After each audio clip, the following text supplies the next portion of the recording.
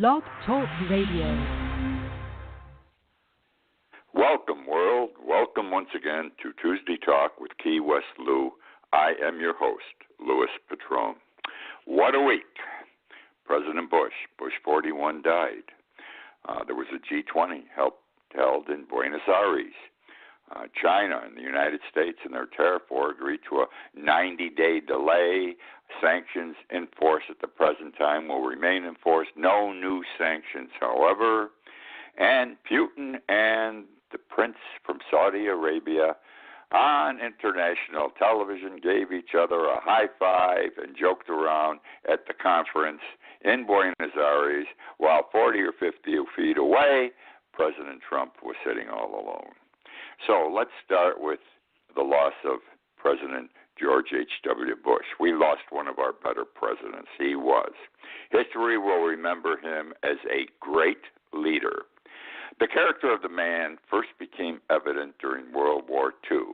He was 18 years old when Pearl Harbor was bombed, on his way to Yale University. Instead, he opted for the United States Navy. Bush became the youngest commissioned aviator in Navy history. He had 126 carrier landings, 58 missions, and was shot down twice. Politically a Republican in the mold of Barry Goldwater, very conservative. Elected to Congress, he voted the Republican line, with a significant exception. He supported Lyndon Johnson's Great Society, believing it provided, and I quote, a better life for all. Bush ran twice for the United States Senate. He was defeated each time. By age 46, advancing politically did not look promising. Never did he think he would be president. Undaunted, however, he went on to become ambassador to the United Nations, chairman of the Republican National Committee, chief envoy to China, CIA director, vice president, and president. Bush was a one-term president. Clinton defeated him. While running for president the first time, the country was in rough shape economically. Bush promised during the campaign, no new taxes. His famous words, and I quote, I can see him, I watched it on television when I was younger, read my lips, no new taxes. I repeat, read my lips, no new taxes. The words came back to choke him. While president, he supported a tax raise. It was the right thing to do, but being a politician, he shouldn't have done it. Being a good man, he did do it. The people, however, neither forgot nor forgave him, and that was the primary reason for his defeat. Clinton's dynamism, though, was another reason. An entertaining candidate, a distinct contrast with the soft-spoken, gentlemanly Bush. I voted for Bush. I know I'm a liberal Democrat, but I do occasionally vote for a Republican. In fact, many times you'd be surprised. Bush's character motivated me. I thought Clinton was lacking in that regard. He was too young. He didn't seem to evidence type of character that Bush did. He was governor of a small state. Again, he lacked experience, I thought. And he tended to joke around a lot while he was in the debates and so forth. There was a type of seriousness lacking. So I voted for Bush. During his 4 years in the White House, the Berlin Wall came down. I'm talking about Bush now. Bush was extremely helpful in molding the new Berlin and Germany. Operation Desert Storm also occurred during his command, an act of military brilliance. He forced Hussein out of Kuwait. Bush put together a coalition of 28 countries. They all showed up to fight at the same time, with the United States being the leader of the assault. The war was over in 100 hours. Can you imagine? 100 hours, and Bush had put that team together. Two sons of his achieved political prominence. Son George W. Bush became president. Son Jeb Bush, governor of Florida, and unsuccessful candidate for the 2016 Republican nomination. The moving force behind Bush had to be his wife Barbara of 73 years. A forceful, straightforward woman. She died several months ago. the nation we will truly mourn his loss tomorrow when he's buried in Washington. We have been feeling his loss the last few days. I've got to say, yesterday I shed a couple of tears. It was just so moving watching it, and the tributes and the love, everything that was being expressed about this man, all genuine. And tomorrow, when he is buried, when he has his church ceremony, and then is flown out to be buried, respect will be all over the place once again for him. So that's the story of a good man, a good president. We're going to have more like him. Trump does not equal him in any fashion. I hope we don't have another Trump at any time. I hope we have another Bush along the way. The country certainly at this stage of the game needs one. Moving on, we go to, I'm going to stay with Bush for a moment. I live in Key West, as you all well know. Now, Bush was a frequent visitor to the Florida Keys. He was a fisherman. He used to go to Almirada, maybe, what's Almirada? About an hour and a half up the road, okay, up US 1, north of Key West. He used to stay at Chica Lodge. He went several times, before, during, and after he was president. Well, one of his greatest experiences, he said, was when he hooked and caught, reined in, a 135-pound tarpon. A 135-pound tarpon. That's a large sport fish, let me tell you.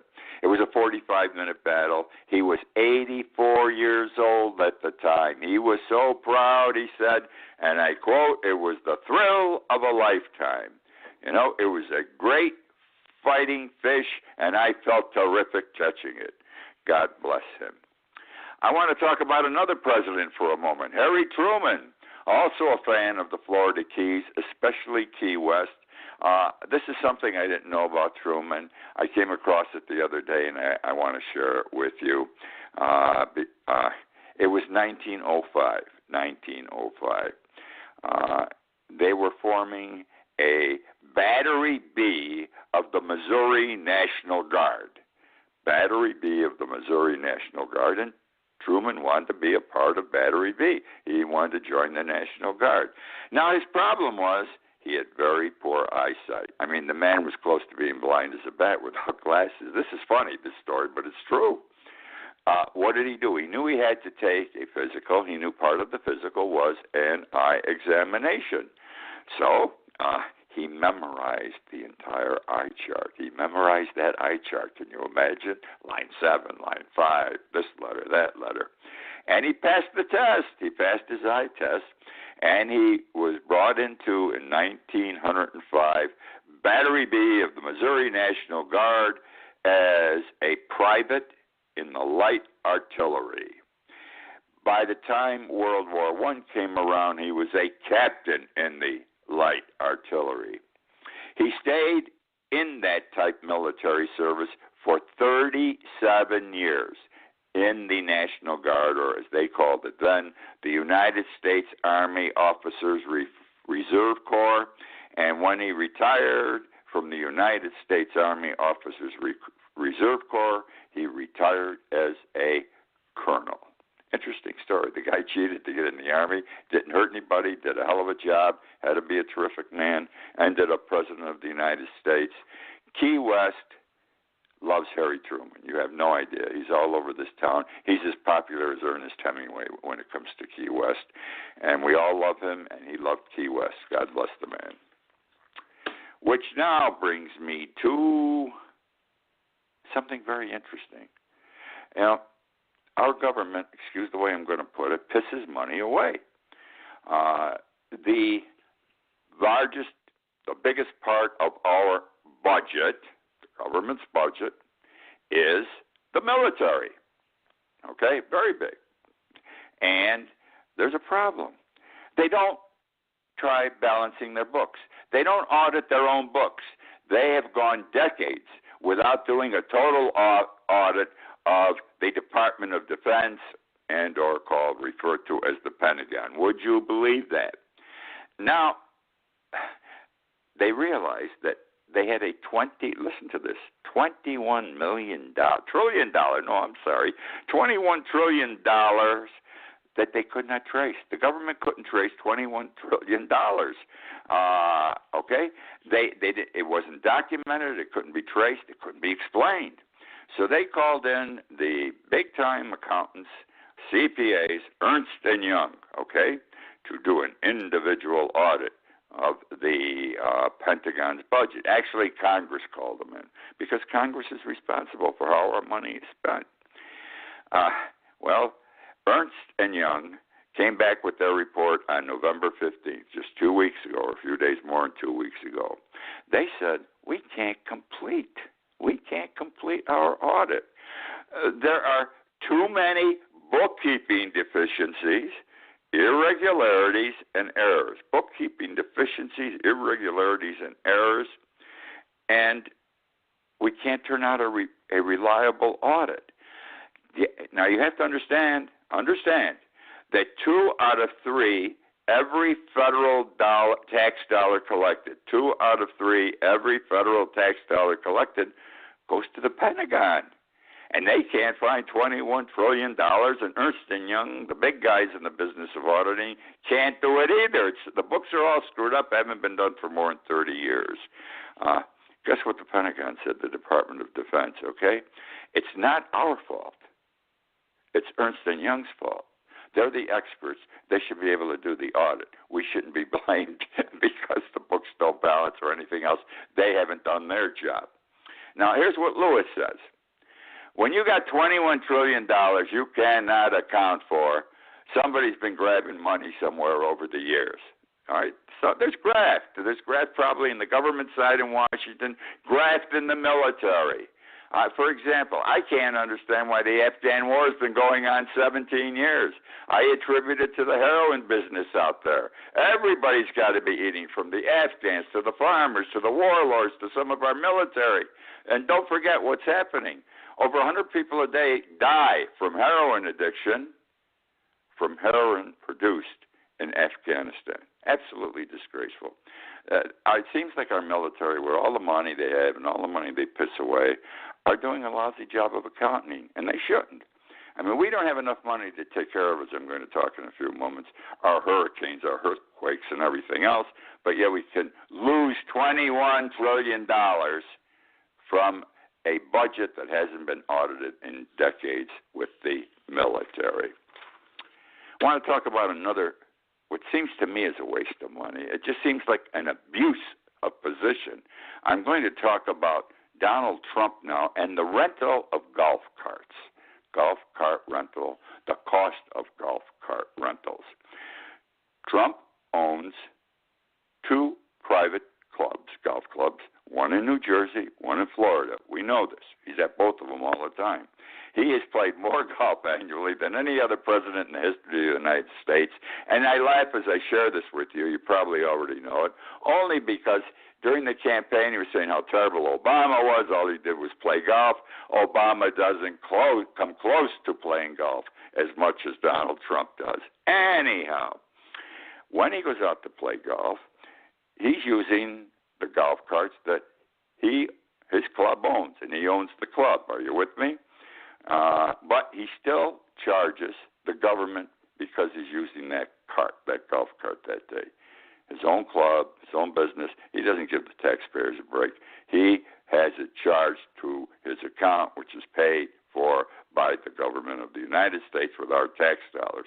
To make it even worse, you have to understand, we cannot send the President of the United States out, and I'm serious about this, without Secret Service out there with him.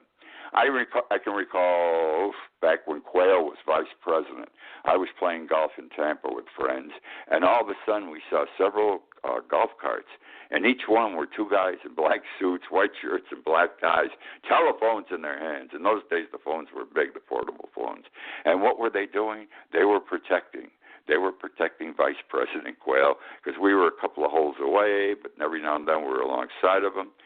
And I didn't realize at the time, but the government pays for the carts, because the carts for Donald Trump, the carts for the Secret Service have cost the government of the United States So far this year alone, are you ready for this?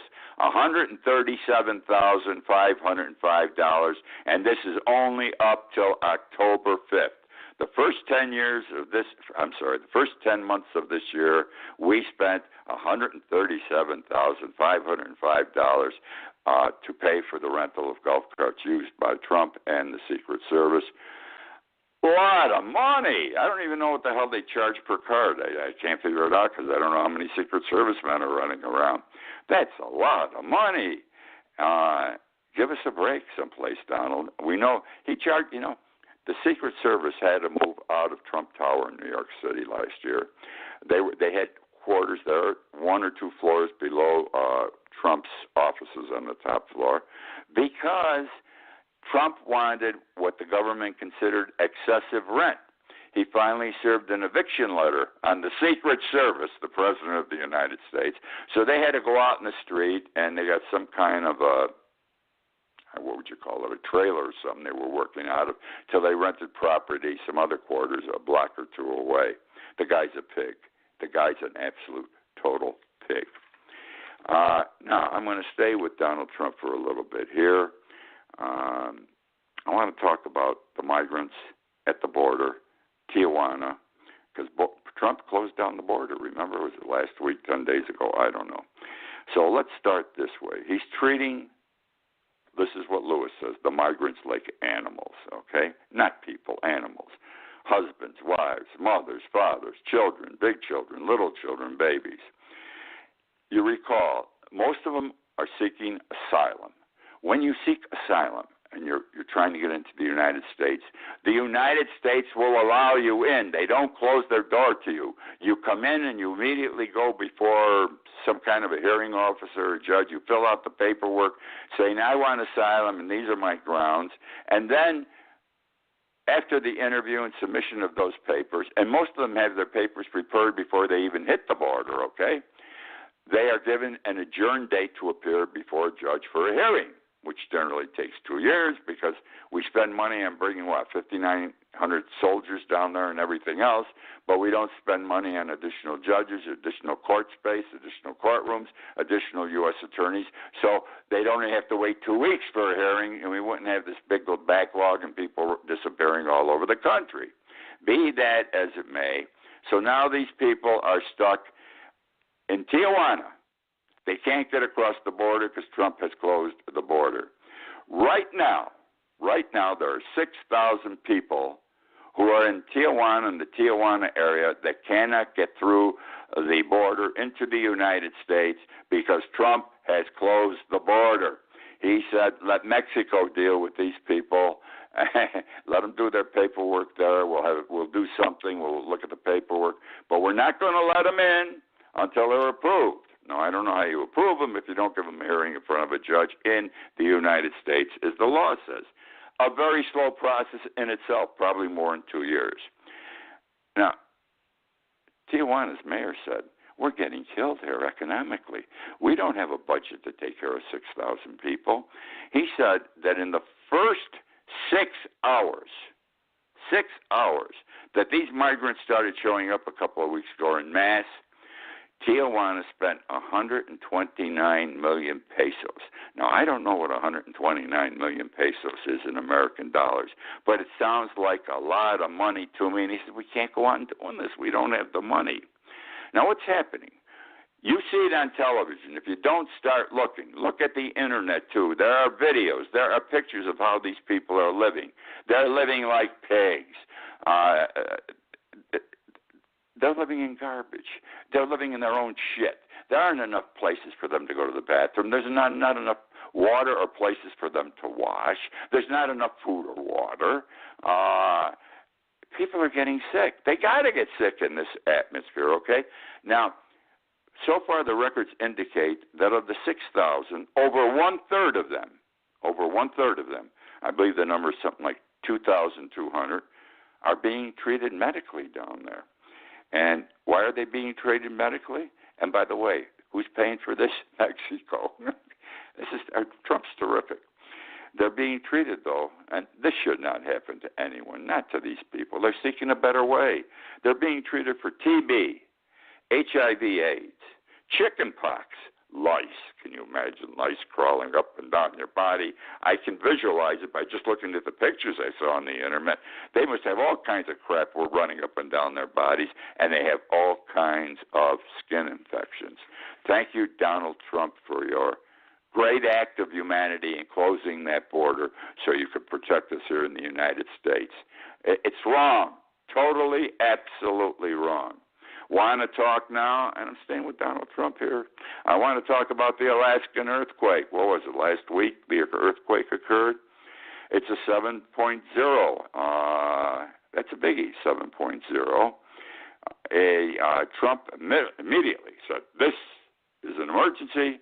He went on television with the head of FEMA, and he says, I am declaring an emergency situation. Big man. And so this is so FEMA and the Department of Homeland Security could act. This was last Friday this started. In Anchorage, near Anchorage, this earthquake occurred. Total devastation like a hurricane went through. And he said, the president, and I quote, your federal government will spare no expense. Your federal government will spare no expense. I remember when he said, with regard to Puerto Rico, we have enough money. I remember when he said, with regard to Michael, don't worry, there's enough money. It's bullshit. The problem is there isn't enough money for these natural disasters anymore. We're having too many of them. And the government over the years, they're prepared, they say, because we got FEMA, we're well trained, but they don't have the money. They took money for disasters and spent it on the war in Afghanistan and other things. And the government's strange. You know, they can borrow money from one pot and put it in another, and they never pay it back. If you and I borrow, we got to pay it back. The government never pays back the money they borrow from one agency and give to another. So there isn't enough money for these disasters. You know, you say Puerto Rico was because of the color situation. I agree, but it also was because there wasn't enough money to do the job. Irma came. I was here for Irma. I know. I wrote a book on it, the only book on Irma, Irma and Me. You can buy it at Amazon.com. Interesting reading about how the hurricane affected us here. Again, the only book on Irma. But with Irma, here it is more than a year later, all right, and the federal government owes the state of Florida, the counties in this state, billions of dollars because they haven't finished paying the tab.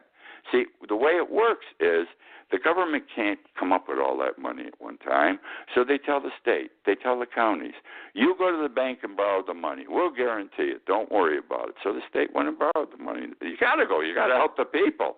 I mean, you got to help them rebuild. You got to get them food. You got to get them water. You got to get them toilets. You got to get them showers, places to wash, or they get lice. And they haven't paid it back. Trump has not paid it back. And I don't know when the hell he's going to pay it back because he hasn't got it. Now came Michael, third worst hurricane in recorded history in the United States. This is the panhandle of Florida, Georgia, and part of the Carolinas. The panhandle of Florida hurt very bad. Georgia next bad, so bad. One town, Paradise, completely demolished, not one building left standing.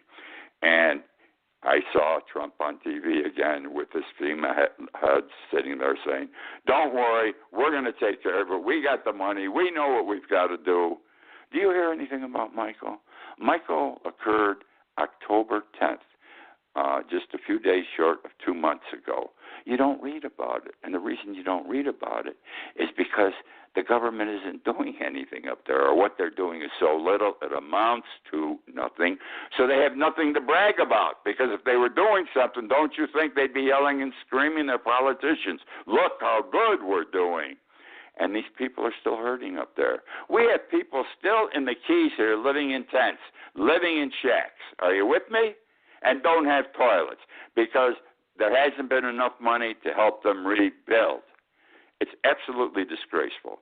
Now comes this earthquake. God bless America.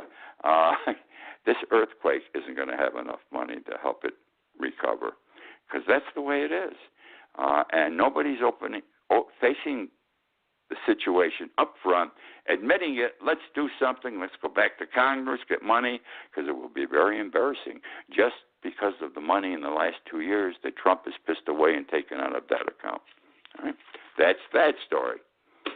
Now, our dear president was in, where was our dear president? He was in Buenos Aires last week for the G20 meeting. It was absolutely amazing. I watched this on TV. I'm a political, I love politics. Number of things happened. I remember Trump came in. They have a big round table for the 90 presidents. Nobody was talking to Donald Trump. He went and sat in his chair. There were probably 30 or 20 chairs on each side of him empty. But on the other side, and this was when Trump walked in, these people had just come in to sit down, sitting next to each other is Putin and the prince from Saudi Arabia. And you saw it. What's the first thing these two guys did? They high-fived each other. They pushed each other, and they laughed, and they giggled, and they sat down and joked around, and finally there was Trump in his seat with no one around him, facing straight ahead. He was basically ignored. The man was basically ignored because no one likes him, and no one trusts him. He's doing nothing but screw up the world. In any event, he sat down with China, because we're in a tariff war with China that is dangerous to both of us, both countries, and could lead in a very short period of time, in less than a year, to a worldwide recession. Well, China and the United States agreed to extend the time for any further sanctions 90 days. They will do nothing. Any sanctions in place will remain, but none of the new ones, which would go into effect this past Monday, yesterday, which would have been devastating, okay? Trump, he comes out and says, we sat down with China, we came to an agreement, we're going to get together, we're going to work this out, we're going to do this, we're going to do that. And what? China says none of this happened the way he said. We've agreed to a 90-day delay extension, but we didn't agree on anything. Kudlow, a member of the president's White House team, the economist, he went on national TV and said Trump was wrong in what he said, that China had agreed to this, this, and this. China agreed to shit. They just said we agreed to a 90-day extension. We'll have to talk. This is what Trump does. He creates the problem. He creates a crisis. Then he gets involved. He threatens the hell out of the other side. Then he sees how bad it's working for the United States, and we're getting killed with this China war. Just our soybean, wheat, and corn farmers are getting killed. Our auto manufacturers are getting killed. We're heading for a recession, I'm telling you. This coming year, early, we could have a recession. And if it goes, it's going to be a worldwide one before it's over. The market dropped 799 points today. You can't live with a market that's radical. It goes up and down every other day, almost 1,000 points. There's no confidence in the economy, no confidence in the market. Now, remember during the campaign, well, first of all, Trump said, following this meeting with China in Buenos Aires, I am a tariff man, which means he considers himself an expert when it comes to how you manipulate and you use the tariff. Bullshit, okay? Remember during the campaign, he said, and I quote, "Make America great again." Well, yesterday and today, he's come up with a new slogan. Not "Make America great again." This new one is "Make America rich again." Make America rich again. We didn't have to get rich. We were already rich. He's affecting, they say, the economy's great under him. Look how high the market is. The market isn't the only test, and we're finding out now the market isn't that great. He's killing our economy, all right? And now he's going to make us rich again. I do not understand this man, okay? We have a new Cold War developing with China that could last 20 or 30 years, which we don't need and never would have had if this bullshit tariff thing had not come into Trump's mind. Okay, that's my show. That's my show for this week. Sorry if I got a little excited. These things do bother me, and I know they bother you, and if they don't, I want them to bother you, and perhaps that's why I get excited. Listen to my show, Key West Lou, on Facebook. I do a little 3 or 4 minute thing every day on Facebook, Key West Lou Live. I take one of these issues and I rant and rave like I'm ranting now. The book I wrote, Irma and Me, last year, buy it for a Christmas present. $14.95, Amazon.com. It's a paperback. Use it for a stocking stuffer. It's a great Christmas present because it's a great story, not because I wrote it. It's an actual day-by-day, fact-by-fact, how the hurricane affected me and my friends. Other than that, it's been terrific talking with you again tonight. I look forward to being with you again next week.